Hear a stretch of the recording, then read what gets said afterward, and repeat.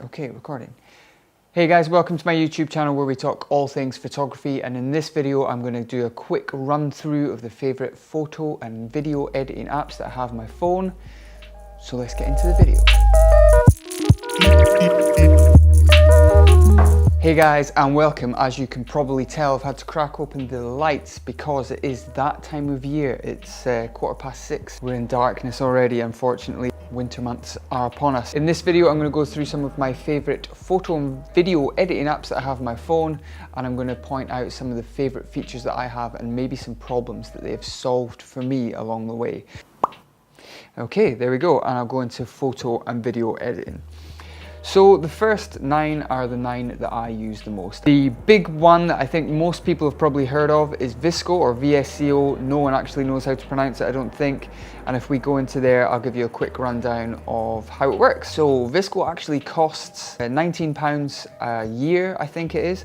That's if you want to unlock all the filters and also the video editing mode, which initially I thought would be really cool. I can post videos and photos alongside each other. To be honest, I don't actually use it that much for video because I don't post videos straight from my phone to Instagram much at all. So quite simply, my favorite feature of VSCO Cam is batch editing. Maybe you've been out for the day, maybe you've been on holiday, you've taken a ton of photos on your phone. What you can do is you can go into one photo. So let me add one photo here. I'll add this one from London. Looks like a rainy day in London, and you've got the gherkin in the background there.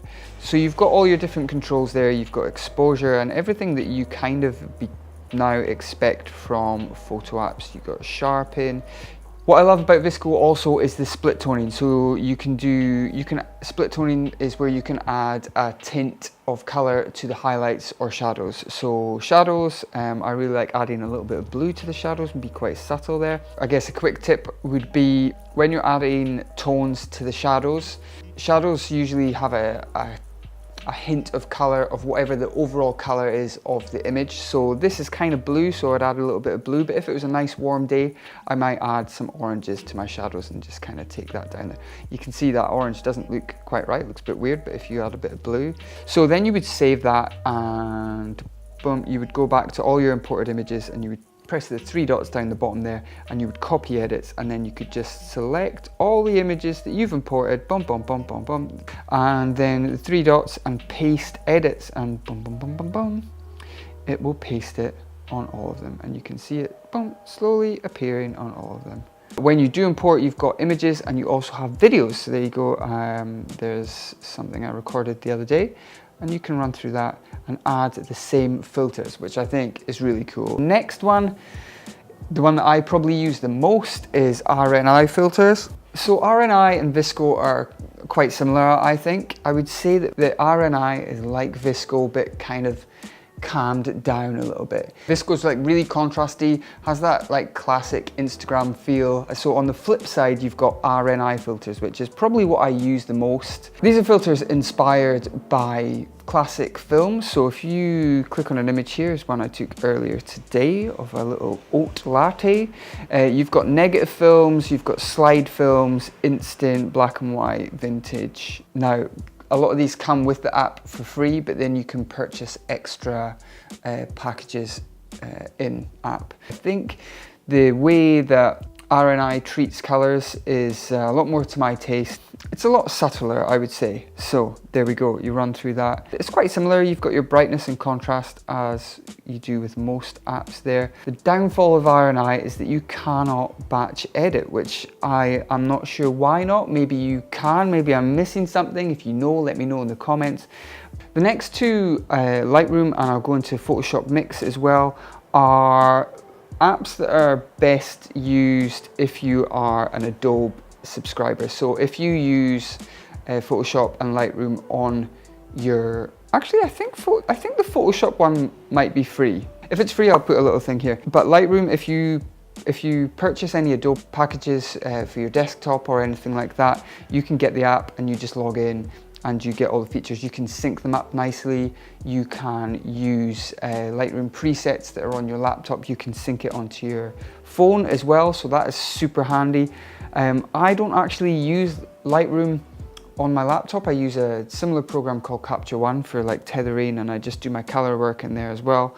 But I really want to get into it. You've definitely got a lot more color control in Lightroom. Got curves there as well. You can just pick like a certain color and play with the curves of that color.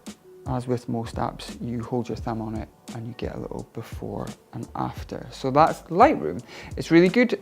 And also one of my favorite things that I've found recently is Photoshop Mix. So you can add a picture in Photoshop from your phone.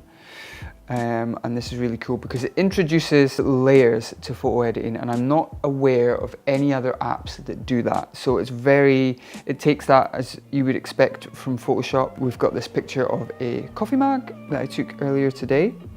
And if I click on the top left there, I can add a crop. So the best crop for Photoshop is 4:5. And if I wanted to add like a colored backdrop to this, like a little border or something, which I often do in my on my Instagram. Make it a little larger, add a layer, and just use this color wheel here, and that'll go over the top. You hold your thumb over the layers to reorder them, and there we go. That's really cool. Yeah, so I really love Photoshop Mix for this, and that would be something cool that you could really use for stories and things like that.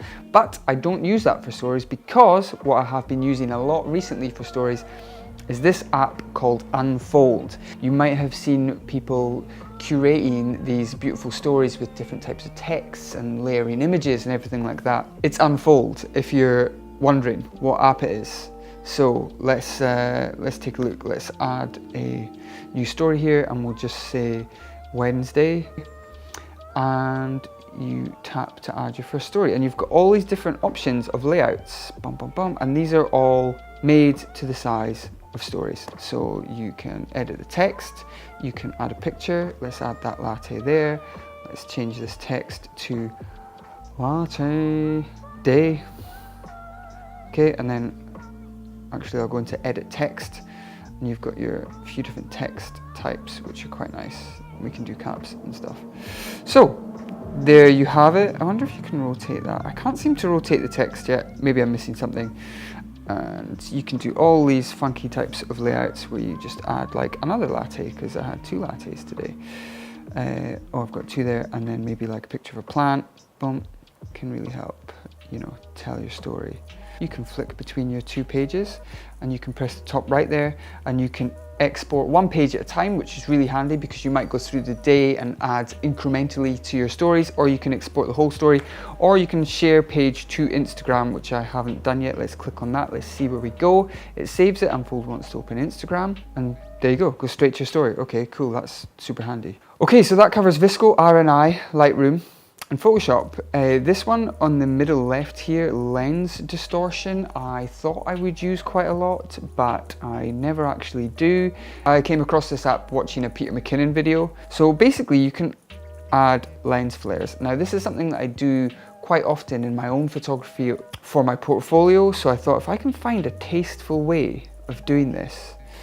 So I've got this photo of Helen here from Malta. We were away last week. You can see the video on my YouTube channel, I'll link it up here, and you've got all your different types of lens hits. And once you add it, so as you can see here, the light is coming from over there on the left. So if I wanted to be tasteful, I would add the flare from the direction of the sunlight. And straight out of the box, it's quite harsh and a little overpowering, but you've got lots of different options there where you can change the opacity, up the contrast or down the contrast, as you would want to do here. Put the brightness down or put the brightness up. It's really cool. It's quite good actually. It's 99 pence. So yeah, if you're into lens flares, get lens distortion. Cut story. Now this is a really good one if you're into stories and you like it's great for talking to camera. It's great if you want to just film something and say it's more than 15 seconds, but you just want to add it to Instagram and for it to be seamless. What you can do is you go and click on that add video, go to your camera roll, and then you click on the bottom right. You can add music and stuff and text, but I never really use that. So click on the bottom right and you can cut videos with the duration for specific things. So if you click on Instagram, it will export it in different parts, part 1 and part 2. Okay, and then you would go to Instagram to add a story, go to recently added, and there it is. 15 seconds and 14 seconds. And then when you upload the videos consecutively, it will be totally seamless and people won't really see the sections of your story. So that's really handy, especially if you want to like get into vlogging on stories or just not being too wary of the time. Cut Story is free, but when you use it, you'll have a little thing that says Cut Story down here. I think you pay 99 pence and it gets rid of that, so it's worth it in my opinion. Okay, and the next two things I want to talk about, and this hopefully isn't too complicated, is a combination of things called iMovie and RFV. So are into video editing and you want to do everything on your phone, maybe you're traveling, you don't have access to your laptop and you want to post it to Instagram and you want to get that 5:4, or you want to post it to stories where it's a little bit bigger, you can edit on iMovie. Edit in iMovie so everything is landscape, export it landscape, and then you can put it into RFV and RFV will rotate. So it's a massive workaround. I've actually got a whole video on this on my IGTV, so just go to my Instagram, it's linked below. Go to my IGTV and it explains everything. I also have Surveyor. Now that's not really a photo editing app. Surveyor Lite is actually free and that will tell you the position of the sun. If you move your phone around, it'll tell you where the sun rises and sun sets. And as you can see, it's 20 to 7 and the sun is set. So I'm using some lights. So there we go guys, that's a very, Lux. Lux is basically a light meter on your phone. It's actually surprisingly good. I didn't notice my screensaver had gone on.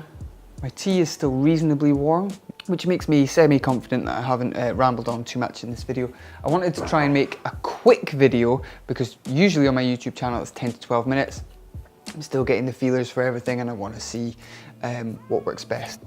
So guys, please let me know in the comments below what you think of these apps that I've run through. Have they solved any particular problems for you? Are there any features that you'd like to know more of on particular apps?